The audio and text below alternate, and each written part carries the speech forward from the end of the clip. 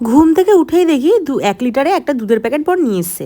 আমি উঠে যেমনি জল খাই, 1 মগ জল খেয়ে টিফিন বানানোর প্রস্তুতি নিলাম। টিফিনের জন্য আগের দিন মটর ভিজিয়ে রেখেছিলাম, তো একটু ঘুগনি আর রুটি করেছিলাম। ঘুগনিটা কিন্তু আমি একটু মাখামাখাই করেছিলাম, ঝোল ঝোল করিনি।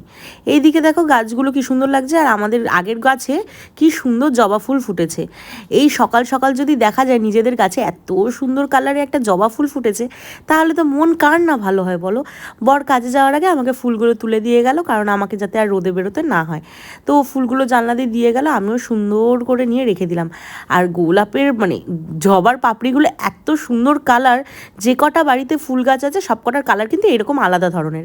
এরপরে আমি ঘরে কাজ বাজ ছেড়ে লাঞ্চের জন্য ডিমের তরকারি বানাচ্ছিলাম। তখন দেখলাম আমার বর আর বরের একজন বন্ধু আসলো।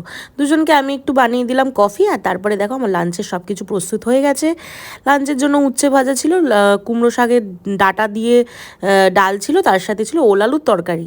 এর সঙ্গে কিন্তু আমি ডিমের তরকারি বানিয়েছিলাম। এইভাবেই লাঞ্চটা হলো। তাও মামার ছেলে মানে আমার ভাই এসেছিলো, ওর সাথে একটু বসে গল্প করলাম, স্নান টান করে পুজো দিয়ে খাওয়া দাওয়া সেরে নিয়েছিলাম। বিকেলবেলা আমি আর বর রেডি হয়ে যাচ্ছিলাম জিমে।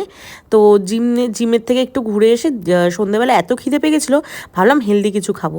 তো আমি ড্রাই ফ্রুটস, খেজুর দিয়ে, দুধ দিয়ে আর কলা দিয়ে সুন্দর করে একটা স্মুদি বানিয়েছিলাম, যেটা কিন্তু অনেক হেলদি ছিল আর অনেক ভারী ছিল, যেটা পেটে অনেকক্ষণ ছিল। আর তার সাথে গুড্ডু এসে করছিল আমার সামনে পড়াশোনা, আর এইভাবেই দিনটা